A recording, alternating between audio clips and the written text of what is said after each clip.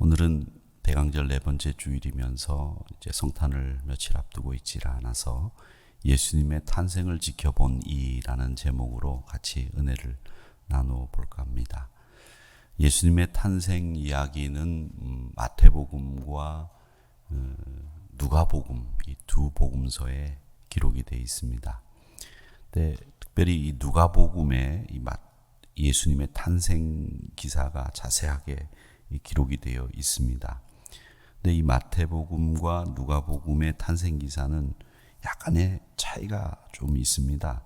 그 차이라고 하는 것은 완전히 다른 얘기를 써놓았다는 것이 아니라 마태복음은 요셉의 관점에서, 아버지 요셉의 관점에서 예수님의 탄생 기사가 기록됐다는 것이고요. 누가복음은 그 어머니 마리아의 관점에서 예수님의 탄생 기사가 기록이 되어 있다는 점이 약간의 차이가 있습니다.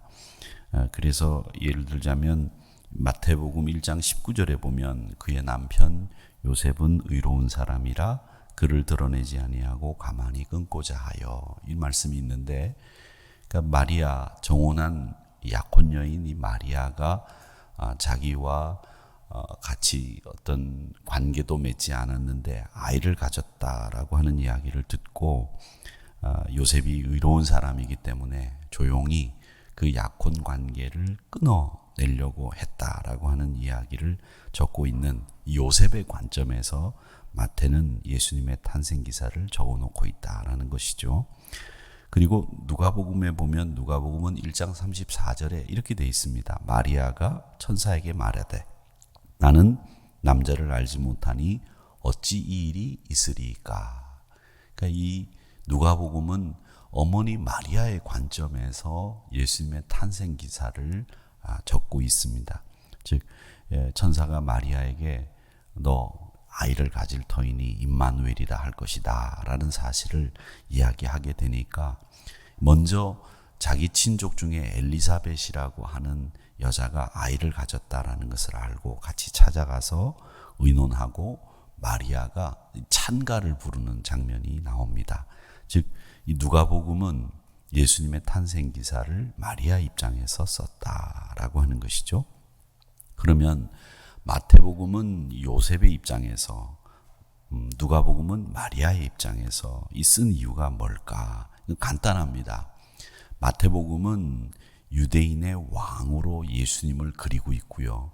또 유대인들을 향한 복음서거든요. 그러니까 예수님이 요셉이라고 하는 다윗 왕가의 혈통을 잇는 적장자다, 우리나라 말로 하면. 이런 표현을 쓰기 위해서, 이런 이야기를 하기 위해서 예수님의 아버지인 요셉을 중심으로 마태복음은 예수님의 탄생을 기록했다. 누가복음은 예수님을 마리아 입장에서 기록한 이유는 누가복음 자체가 이방인이 쓴 거 아닙니까? 이방인에 가까운 사람이 쓴 것이고, 의사 누가는 이방인의 문화에 굉장히 잘 알고 있었던 익숙한 사람이었기 때문에 소외당한 여성들, 또 이방인, 그리고 예수님을 잘 알지 못하는, 하나님을 잘 알지 못하는 여러 민족을 향해서 썼기 때문에 관점이 완전히 달랐고 예수님의 탄생 기록에 대해서 그 중심 인물이 완전히 다른 사람이었다라는 거죠. 자, 그런데 이 요셉의 입장에서, 마리아의 입장에서 이 성경이 쓰여졌는데, 이 요셉은 요셉대로, 마리아는 마리아대로 그들이 이런 엄청난 일, 즉 성령으로 아기 예수를 잉태했다라고 하는 사실 앞에서 자신들이 가지고 있었던 평소의 행동들이, 또 신앙들이 그대로 드러나게 됩니다. 그 드러난 신앙들을 이렇게 살펴보면 아하, 이분들이 평상시에 어떤 신앙을 가지고 있었구나라는 것을 알 수 있는데, 우리가 이 교훈들, 그분들의 신앙들을 이 대강절 네 번째 주일에 한번 같이 나누어 보도록 하겠습니다. 먼저 이 마태복음이 아버지 요셉의 입장에서 기록됐다, 이렇게 말씀을 드렸는데, 요셉은 그 이름이 영어 이름은 조셉이죠. 조셉이라는 이름인데, 이제 요셉이라고 우리가 보통 성경에 기록된 대로 읽지만은 이 뜻이 하나님께서 더하시다라는 뜻을 가지고 있는 이름입니다. 유대인들에게는 굉장히 흔한 이름이고 성경에 많이 등장하죠. 요셉이. 우리가 잘 아는 야곱의 아들 가운데 요셉이 제일 먼저 등장하는 요셉입니다. 예, 그리고 예수님의 죽음을 준비했던 아리마대 요셉이 있고요. 또 가룟 유다의 자리를 대신하기 위해서 사도들이 추천했던 후보 중에 한 사람, 제자의 후보죠. 그 사람이 유스도인데 그 유스도가 또 다른 이름이 뭐냐면 요셉이었습니다.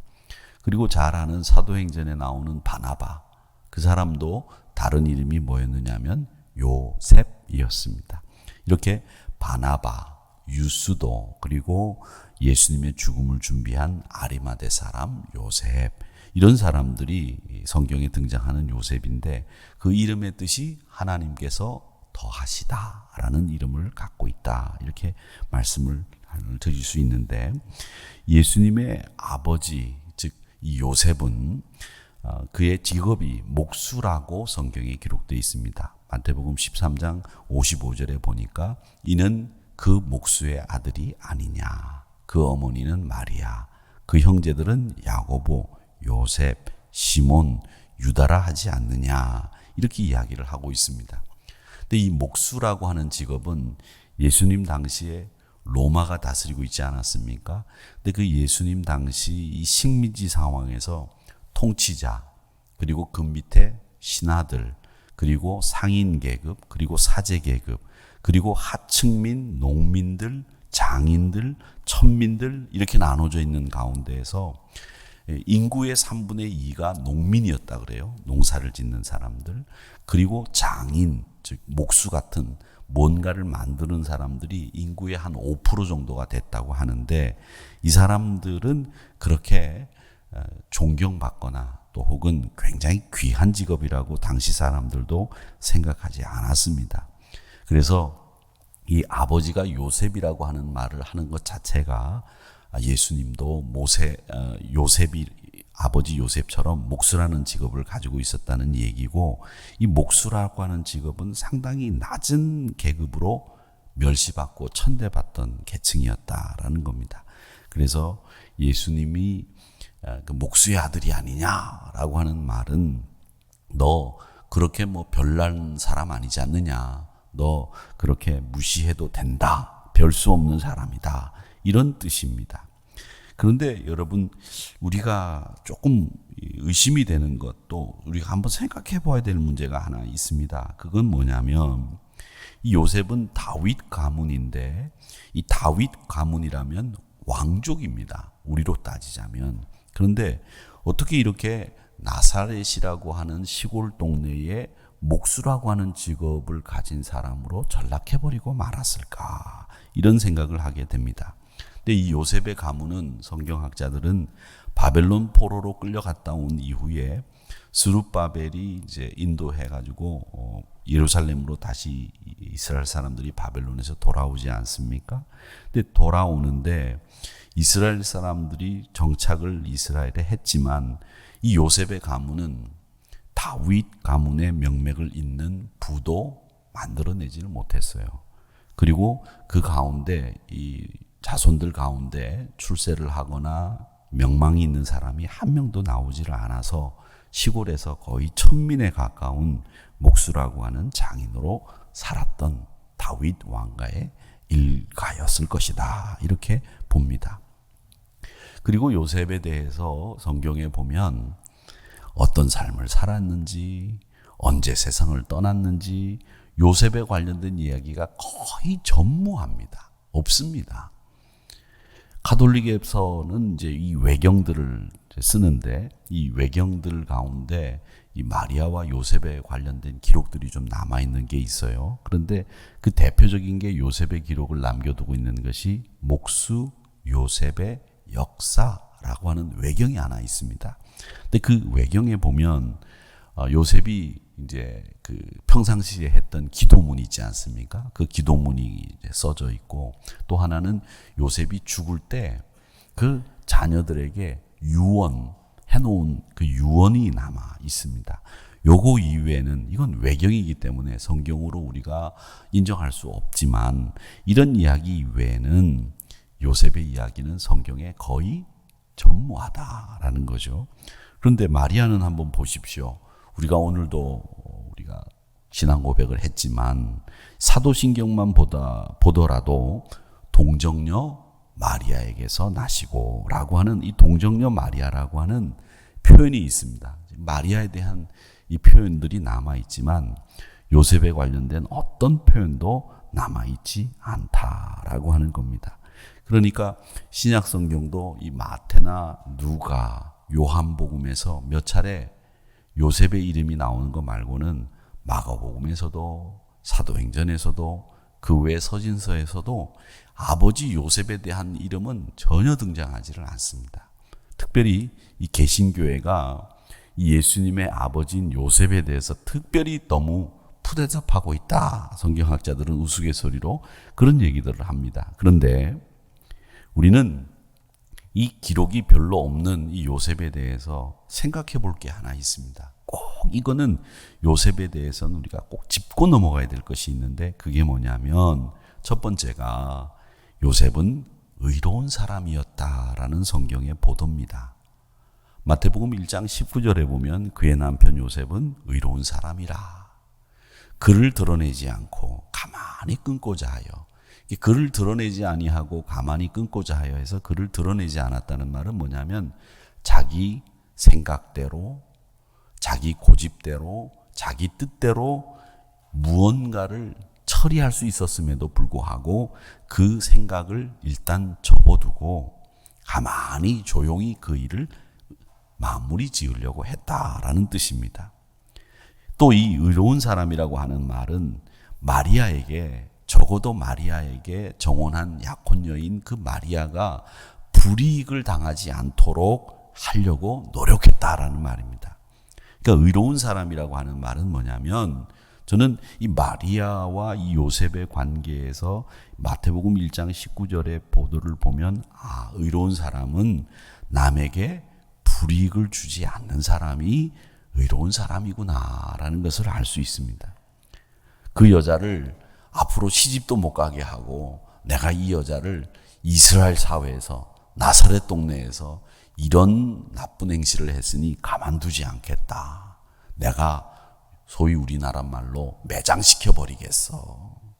정말 얼굴도 못 들고 다니게 해버리겠어. 이렇게 얘기할 수 있지 않습니까?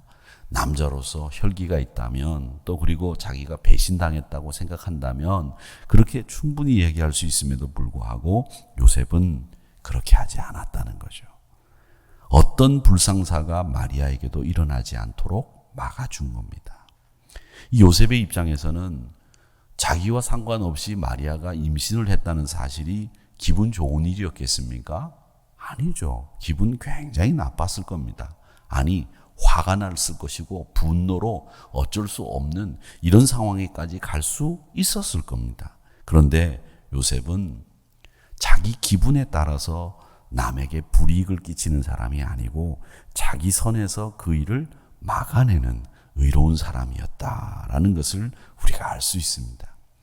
그러니까 예수님의 아버지인 요셉이 그렇게 많은 기록은 없다고 할지라도 그가 다른 사람의 잘못이나 다른 사람의 억울한 일들 또 혹은 다른 사람에게 기분 나쁜 일이 있어도 그를 드러내지 않는 의로운 사람이었구나라는 것을 알 수 있습니다. 그 다음에 또 하나는 이 요셉은 아주 신중한 사람이었습니다. 마태복음 1장 19절의 말씀에 보면 의로운 사람이다. 드러내지 않고 가만히 끊고자 했다. 이런 말은 경고망동하지 않았다는 거죠.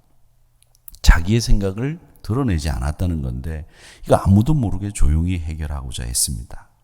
그러니까 이 일이 만약에 드러났을 경우에 마리아가 당할 그 어려운 일들을 신중하게 생각할 수 있는 머리까지 있었다는 거죠.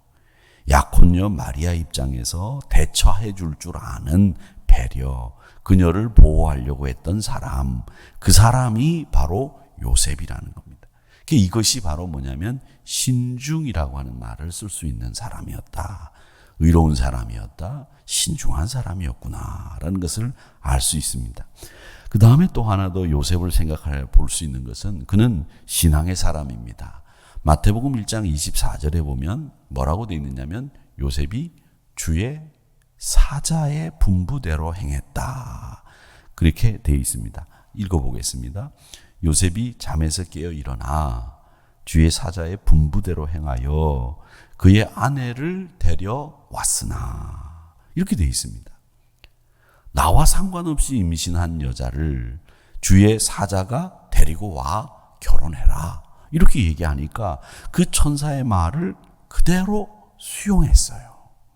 그래서 그가 이성적으로 이 일을 이해했는지, 그의 감정적으로는 좋은 마음이었는지, 이게 기록되어 있지는 않지만, 그는 이성도, 감정도, 이 행동하는데 근거로 삼지 않았습니다. 이성도, 감정도 뒤로 다 물려놓고, 오직 말씀대로 행동하고, 그대로 수용했다는 겁니다.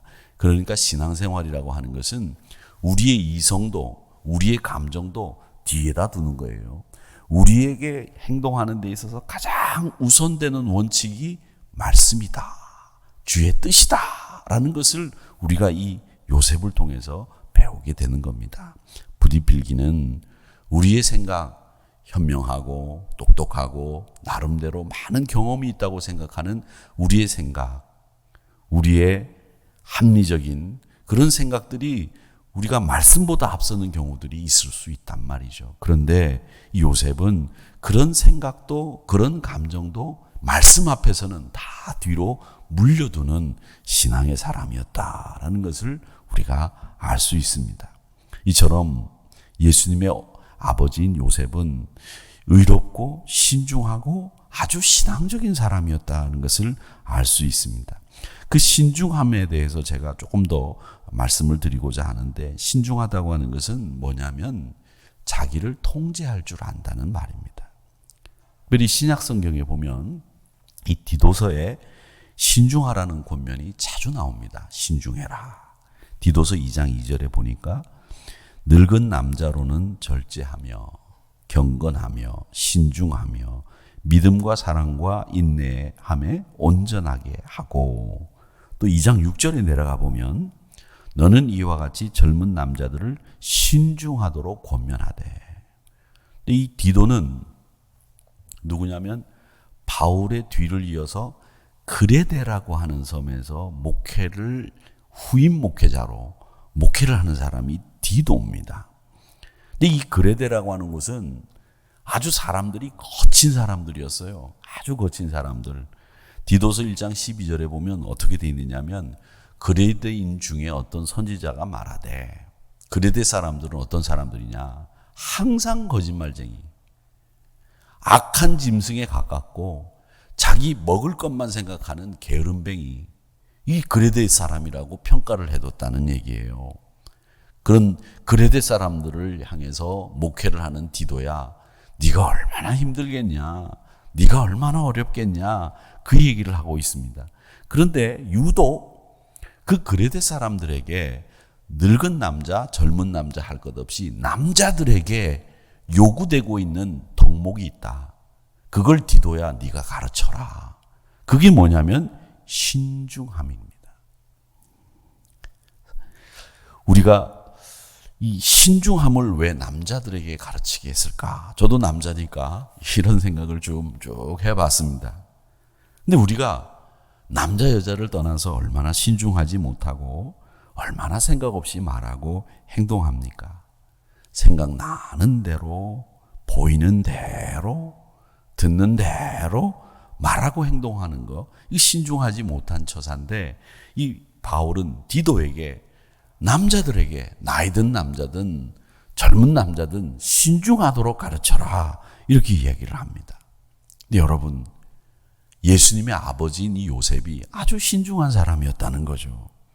부디빌기는 이 성탄절, 우리는 기쁜 절기를 어려운 가운데서 만나고 있지만 그리스도인으로 바로 서기 위해서 예수님의 탄생을 옆에서 지켜본 아버지 요셉의 신앙을 배우기를 원하는데 그는 먼저는 말씀 그것이 우선이었다는 거죠.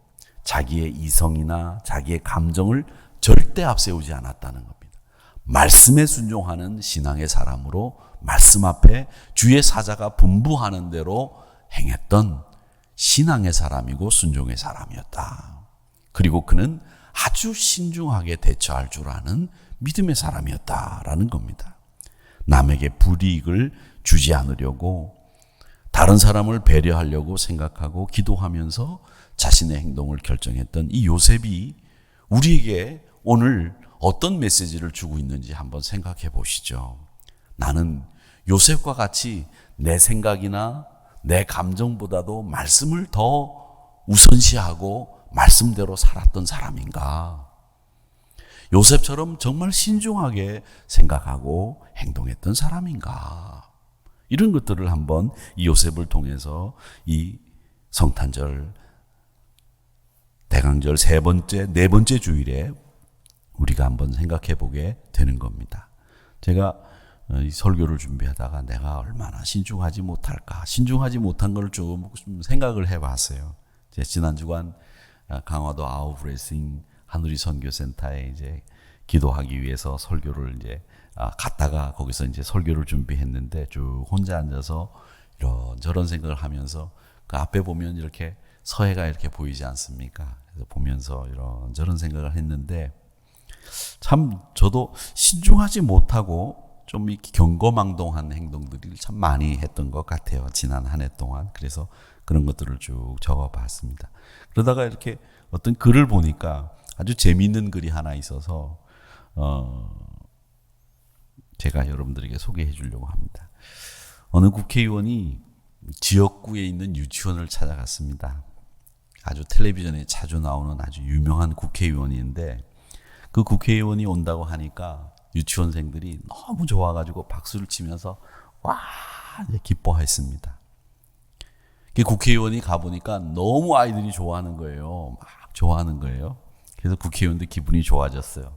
그래가지고 유치원 아이들에게 물었습니다. 여러분, 제가 누구인지 알아요? 유치원생들이 입을 모아가지고 네, 국회의원이요. 이렇게 대답을 했습니다. 그러니까 유치원생들도 자신을 다 안다고 생각하니까 기분이 더 우쭐해졌죠, 국회의원이. 그래서 다시 유치원생들에게 물었습니다. 그러면 내 이름이 뭐지요? 나 텔레비전에 자주 나왔으니까 여러분 내 이름 알죠? 그랬더니 유치원 학생들이 한결같이 하나같이 큰 소리로 외치는 겁니다. 네, 저 자식이요.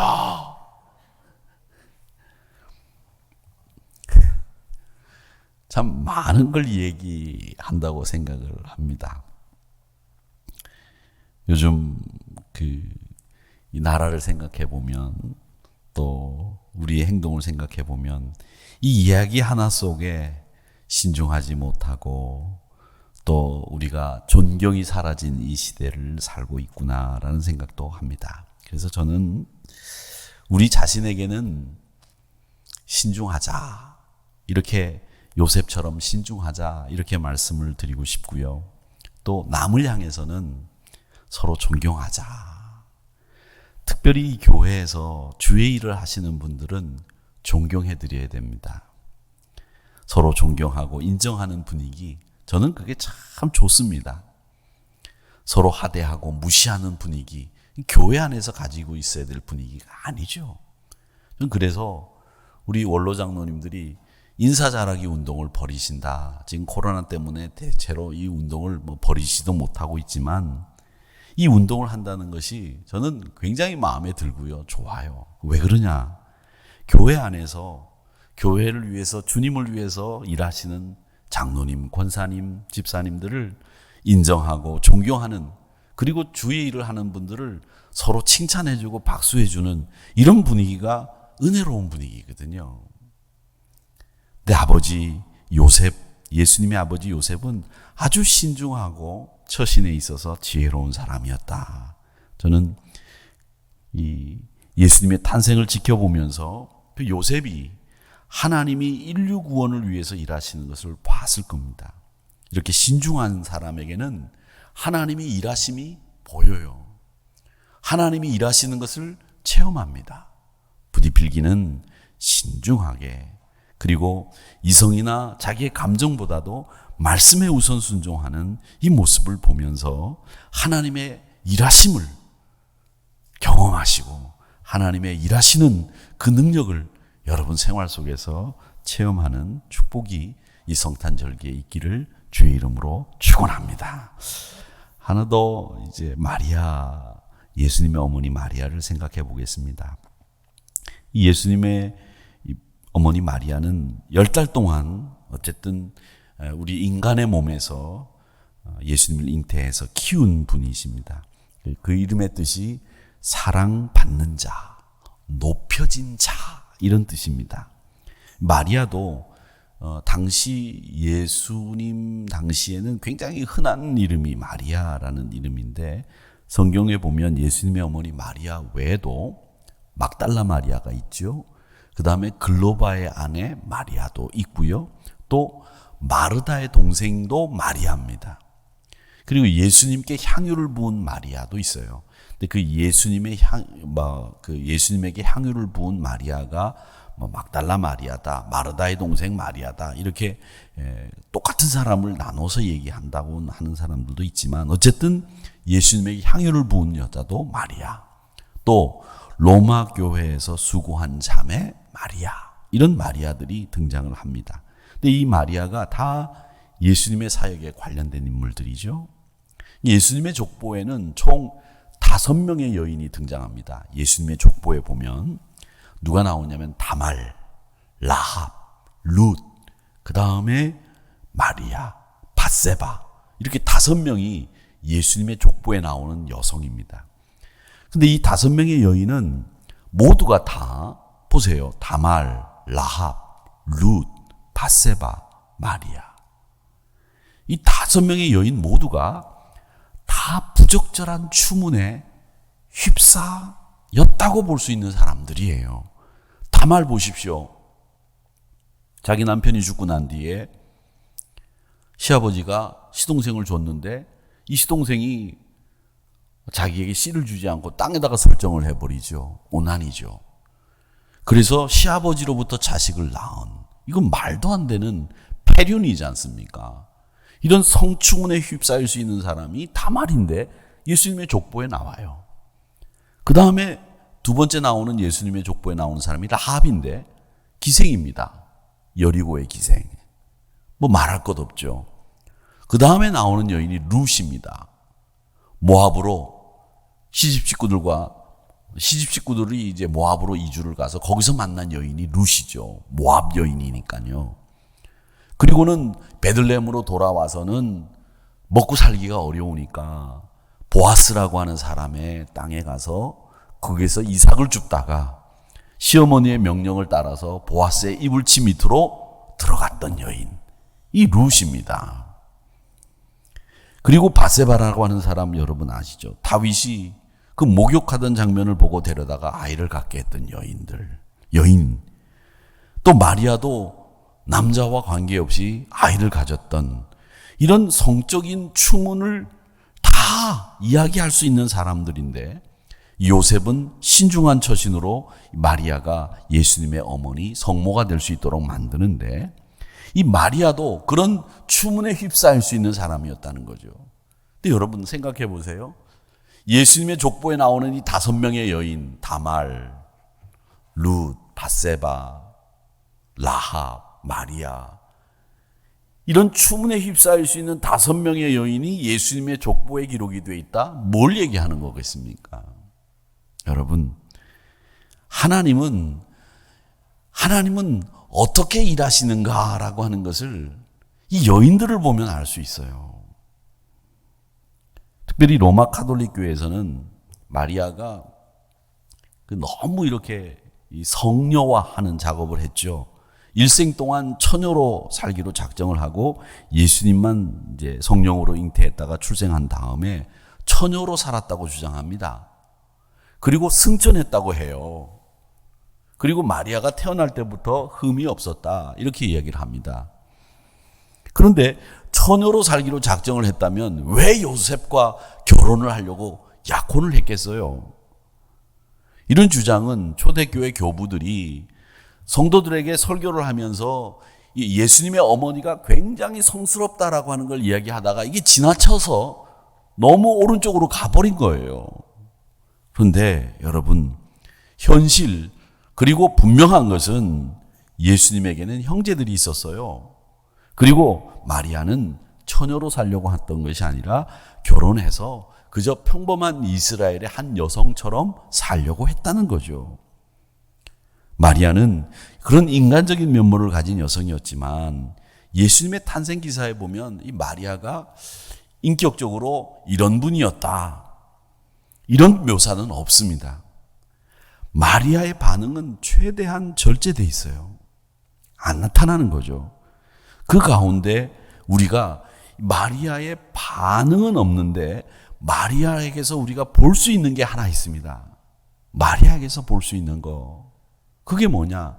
그녀는 자기가 남자와 상관없이 아이를 가진 것에 대한 반응도 이런 일이 어떻게 가능합니까? 라고 하는 것 정도밖에 없지 아무것도 없어요. 그러나 그녀에게 주목해야 될 한 가지 이유가 있는데 그게 뭐냐면 그녀는 누가복음에 보면 다른 어떤 반응보다도 하나님을 찬양하는 찬가가 남아있다는 겁니다. 그러니까 이 마리아라고 하는 여성은 예수님의 어머니이기도 했지만은 한 인간적인 여성으로 볼 때, 신앙인의 입장에서 볼 때 그녀는 자기에게 일어난 말도 안 되는 그 이야기 앞에서 횡설수설하거나 분노하거나 격한 반응을 보이거나 말도 안 된다고 하는 이런 반응을 보이지 않고 단지 하나님을 찬양하는 찬가만 남아있는 것을 보면 그녀는 어떤 신앙의 사람이었는지를 우리가 알 수 있다는 거죠. 수태고지 장면에서 천사 가브리엘이 그녀를 향해서 이렇게 얘기합니다. 28절에 보니까 1장 28절입니다. 그에게 들어가 이르되 은혜를 받은 자여 평안할지어다. 주께서 너와 함께 하시도다 하니 그 다음에 내려가 보면 30절에 천사가 이르되 마리아여 무서워하지 말라. 네가 하나님께 은혜를 입었느니라. 이렇게 되어 있습니다. 28절에서도 천사는 마리아를 향해서 뭐라고 부르냐면 은혜를 받은 자여. 그리고 네가 하나님께 은혜를 입었느니라. 이게 천사가 마리아를 향해서 한 얘기예요. 사랑하는 성도 여러분, 여기서 여러분들에게 축복을 하고 넘어가겠습니다. 여러분들도 하나님께 은혜를 받은 자 되시기를 축원합니다. 하나님의 은혜를 입은 자라고 하는 천사의 그 아름다운 소리를 마리아가 들은 거예요. 이 이야기를 들은 마리아는 두 가지를 얘기합니다. 하나는 뭐라고 얘기하느냐 하면 37절에 대저 하나님의 모든 말씀은 능하지 못하심이 없습니다. 이 고백을 하나 하고요. 38절에 보면 마리아가 이르되 주의 여종이 오니 말씀대로 내게 이루어지이다. 이렇게 이야기를 합니다. 마리아는 은혜를 입은 사람이었고 말씀대로 이루어지기를 기도했던 사람이었고 하나님의 말씀이 얼마나 능력이 있는지를 알고 있었다라는 것을 그의 신앙 고백을 통해서 우리는 압니다. 그렇게 예수님을 잉태하고 배 아파서 예수님을 낳은 역사상 가장 위대한 여인이 마리아입니다. 예수님의 어머니로서의 마리아가 추앙받는 점도 있겠지만은 저는 그녀의 평상시 신앙, 예수님을 잉태하기 전에 그녀가 가지고 있었던 신앙이 어떤 신앙이었길래 이런 이야기들이 나올 수 있을까 생각해 보는 거죠. 말씀이 얼마나 능력이 있는지 그 말씀대로 내게 이루어지는 이런 모습들을 통해서 우리에게 멋진 삶을 보여준 정말 훌륭한 여성이 이 신앙인이면서 여성이었던 사람이 마리아구나라는 것을 알 수 있습니다. 마태복음 12장에 보면 이제 가족들이 찾아와서 주님에게 이제 우리 집으로 다시 가자. 이런 일 그만하자. 이런 얘기를 합니다. 그러니까 예수님이 뭐라고 얘기를 하느냐면 이렇게 얘기합니다. 말하던 사람에게 대답하여 이르시되 누가 내 어머니고 내 동생들이냐. 누가 내 동생이고 내 어머니냐. 이렇게 얘기를 하면서 예수님은 그 가족들과 함께 돌아가자고 하는 말을 거절합니다. 근데 여기서 신학자들은 그 말씀을 어떻게 해석하느냐면 하나님의 말씀을 듣고 하나님의 말씀대로 행하는 사람이 내 가족이다. 이런 말을 한 거다는 거죠. 근데 이런 말을 하는 데에는 이미 어머니 마리아가 하나님의 말씀대로 행하고 하나님의 말씀대로 살아가는 것에 익숙한 여인이었기 때문에 자신 있게 내 가족은 하나님의 말씀대로 행하는 사람이 내 가족이다. 이렇게 얘기할 수 있었다는 거예요. 근데 우리는 이 이야기를 나쁘게 해석합니다. 예수님이 혈통을 가진 가족들을 물리치고 말씀대로 행하는 사람만 가족이라고 했다. 이렇게 얘기를 하는데 사실은 예수님의 어머니가 이미 말씀대로 사는 사람이었기 때문에 내 가족은 우리 혈통을 나눈 나와 피를 나눈 어머니 이분만 내 가족이 아니라 말씀대로 행하면 누구든지 내 가족이 될 수 있다. 이런 뜻입니다. 여러분, 이 사람은 내 가족이 아니고 이 사람이 내 가족이야. 전 그렇게 배웠거든요. 그런데 보니까 그게 아니에요. 예수님이 말씀하신 것은 이분도 내 어머니고 말씀대로 행하면 저분도 내 어머니가 될 수 있다. 이야기를 하신 거예요. 말씀대로 순종하고 말씀대로 사는 사람이라면 누구든지 내 가족이 될 수 있다. 우리가 왜 가족이라고 합니까? 성도를 한 가족이라고 그리스도의 지체라고 부르는 이유는 한 가지입니다. 우리가 말씀대로 아버지의 말씀대로 행하기 때문에 우리가 가족인 거죠. 우리가 뭐 피가 섞였습니까? 성이 같습니까? 사는 모양이 같습니까? 그렇지 않습니다. 우리는 구원받은 주님의 가족이 이유가 뭐냐? 우리가 말씀대로 하나님의 뜻을 우선시하기 때문에 우리가 가족이라고 하는 거예요. 주님의 가족이 되는 일은 말씀을 듣고 행하는 사람만이 될 수 있는 겁니다. 그러기에 말씀을 소중히 여기고 말씀대로 살았던 이 마리아의 삶을 통해서 이 성탄절 우리도 말씀대로 사는 삶을 더 익히고 배워야 되겠구나. 이렇게 생각하고 그렇게 살기를 다짐하는 저와 여러분이 되시기를 주님의 이름으로 축원합니다. 사랑하는 성도 여러분, 주님의 탄생을 지켜본 요셉, 아버지죠. 마리아, 어머니죠. 그분들을 통해서 우리가 주님을 따르기 위해서 어떤 마음가짐을 가져야 될까? 우리가 배워야 되는 교훈은 뭘까? 요셉처럼 신중해야 되겠구나.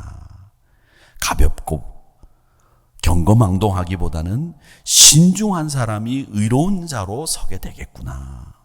또 마리아처럼 말씀대로 순종하는 삶이 주님의 진정한 가족이 될 수 있는 길이구나라는 것을 배우게 됩니다.